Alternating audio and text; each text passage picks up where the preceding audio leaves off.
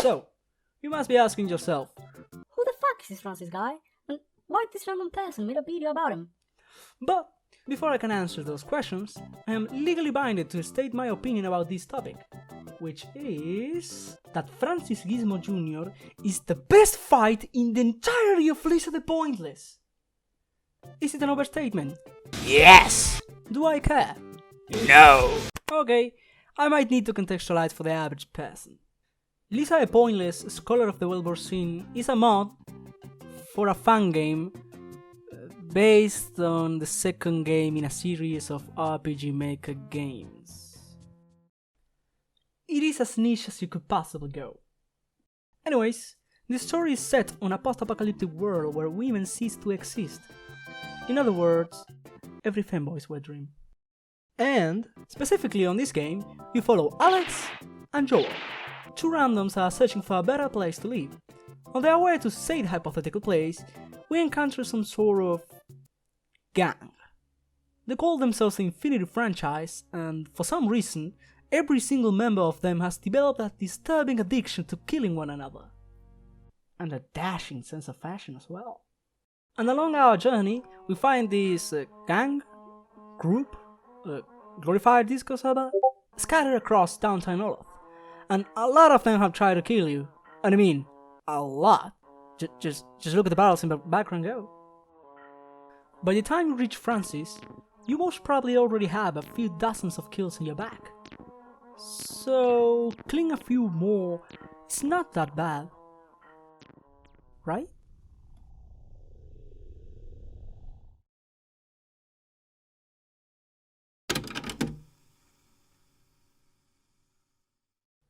The very first thing we see before even starting the fight, it's some context about Francis and his colleagues.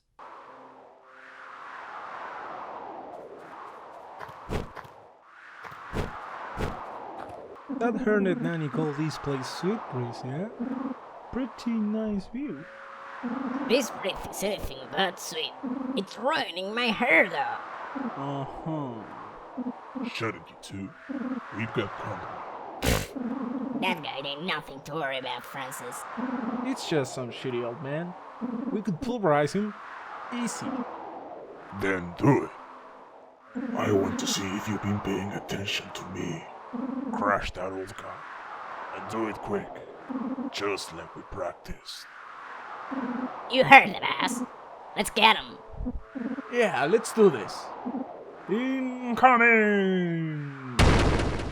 Show them what we're made of. And right after this, the fight has started, and Oh no, he's hot! but aside from that, you might notice that some things are a bit odd. First of all, the armed guy, Wallaby Whitetaker, is not carrying a conventional weapon, but rather a spray can. If you've been exploring a bit, you've probably already found an enemy using this type of weaponry before, and judging him by it, he'll most probably try to use it to blind you, so he's effectively the support guy. On the right we see what might be the ugliest man in existence. Oh my god! What's wrong with your face? Oh, and he's also wearing boxing gloves, implying he knows a thing or two about hand-to-hand combat. That means he knows how to use stance, and therefore can dish out some heavy damage, making him a threat and a high priority target. Only with these two details, they're already telling us how the fight is gonna play out. Great game design, by the way. But we're not done yet! In the middle of this group is located Francis himself. He has blood in his hands and body, clearly showing he has killed dozens of people before. Just like you.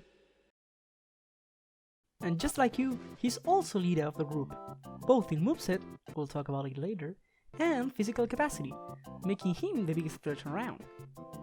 From here, the fight might go two ways, or you focus on any of the two side characters, Wallaby or Kroger, or you focus on Francis himself. Let's say you want to focus on Kroger first. A sane person might try to scare Wallaby in order to buy time for Alex to deal damage. With that strategy in mind, we execute the actions and...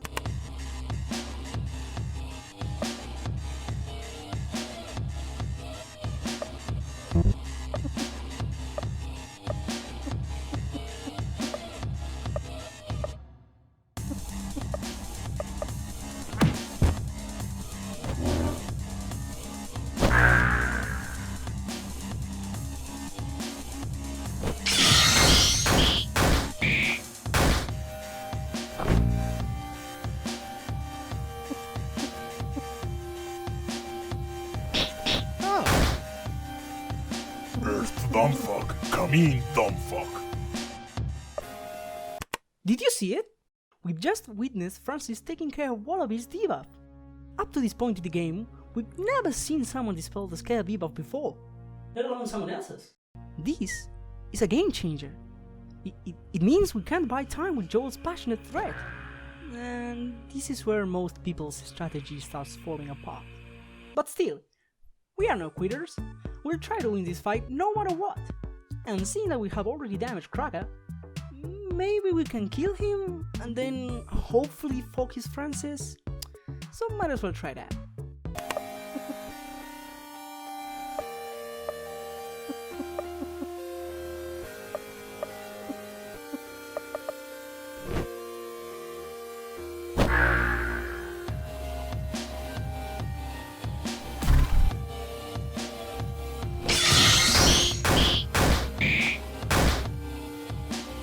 Not looking good here. Stay behind me.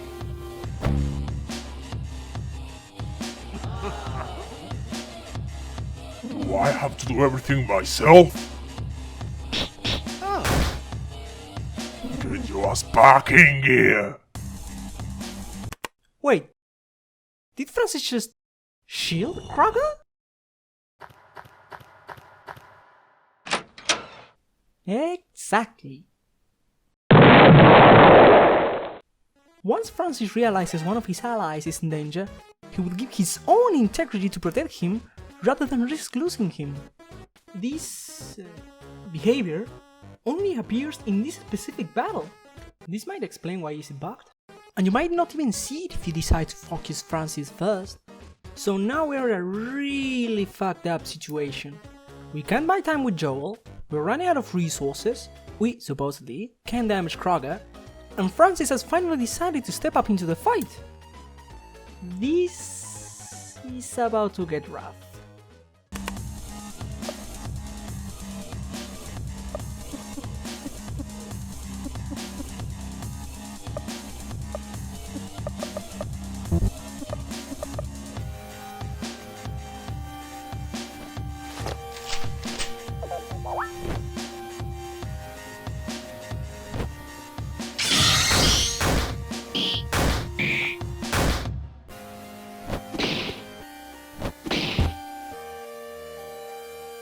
All at once now.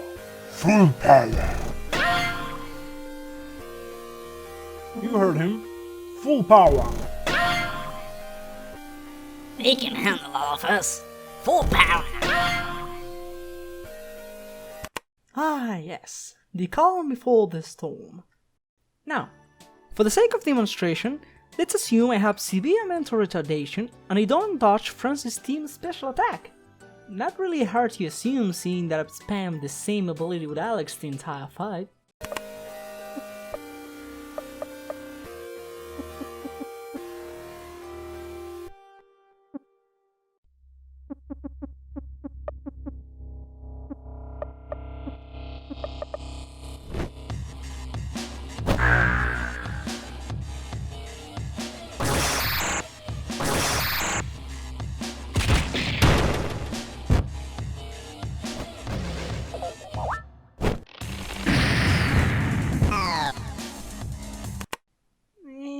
The storm makes itself present. In one turn, they almost wiped out our entire team, showing us that Francis' lead can fuck you up if you're not prepared properly. And now that Joel is out of the fight, we are almost certainly doomed to meet his fate. Now, for the sake of demonstration, again, I'm gonna attack Kraga even though you shouldn't be able to, due to him being covered by Francis. Most probably a bug of some sorts.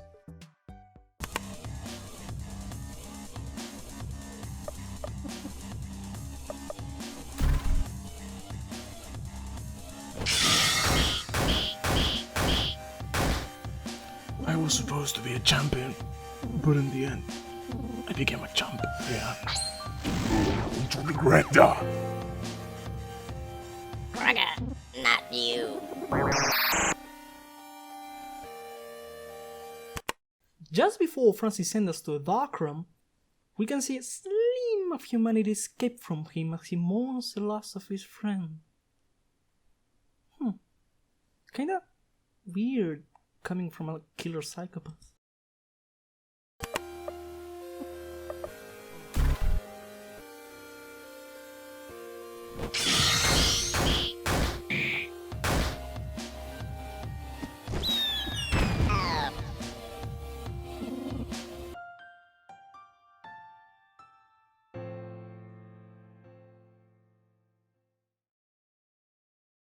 Okay. Now that we have seen how this fight actually plays out, we're gonna try the other route. Focus on Francis first. This time around though, I'm gonna use actual useful moves. As, you know, Francis is not as much of an easy kill as Wallaby Kroger.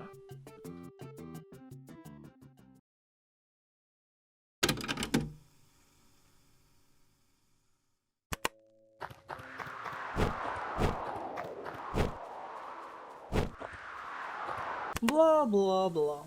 The part that actually interests us is right here.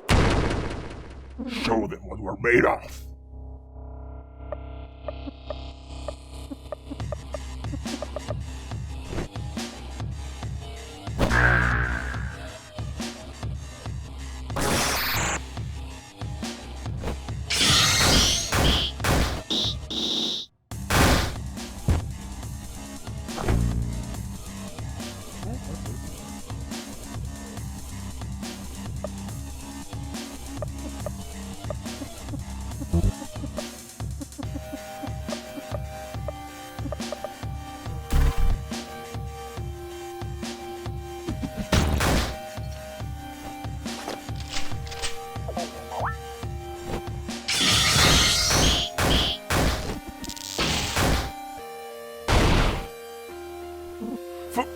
Francis! Stay with us, big guy.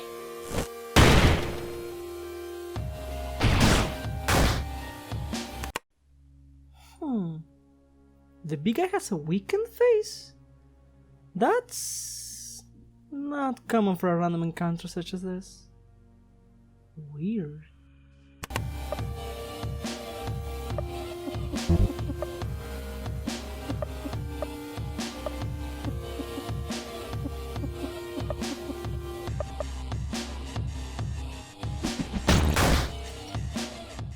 Guess I wasn't much of a leader, huh?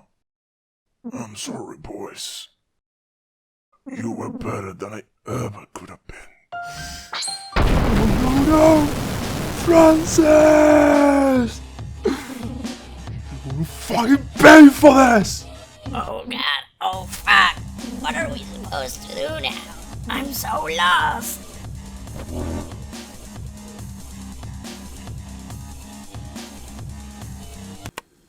He's dead.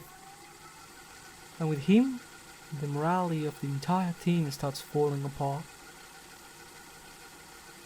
There is not a lot more they can do aside from accepting their death.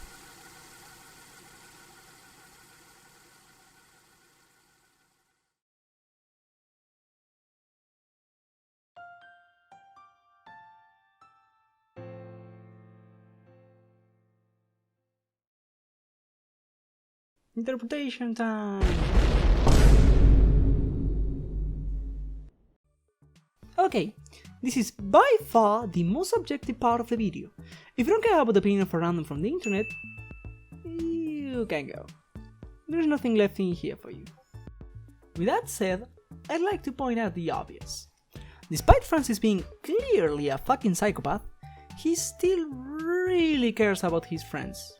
Up to the point of putting his own life at risk with the intent of saving them from us. A gesture really strange coming from an Infinity franchise member. A gang that, if you had forgotten, exists within the context of a goddamn post-apocalyptic world. This show of humanity and empathy is not shown around by any other Jersey hair. Well, maybe Pinaldine, but they don't count. And this show of humanity and empathy reminds me of us, the player. Both Francis and the player have a few similarities. We both take the lead of a group. We both feel upset when they kill our teammates. We both have dozens of kills at our back. And here is where the similarities stop. Francis kills people because he has fallen prey of the Infinity franchise. But what about us? Why have we killed so many men? Why have we spilled so much blood? Looking at the lore side, we do this because Alex wants to go to a better place. But we are the ones controlling the actions of Alex after all. So actually, the reason behind all of this death and suffering comes from within us. If we really cared about going to a better place, we wouldn't even be here. Let's remember that Francis is locked behind a lot of optional fights, himself included. If we truly wanted to go to a better place, we would speedrun the whole thing, which only requires like 3 obligatory fights. And yet, here we are, in front of the fruits of our labor. This very reasoning led me to think that we kill for the sake of it. We find joy in seeing Alex and Joel get better at killing, without thinking about the consequences of it. And now that the reality of having killed someone so human has finally reached us, it made me realize the actual difference between us and Francis. He is a killer psychopath because he's forced to. We are killer psychopaths because we want to. And the consequences will not go unpunished.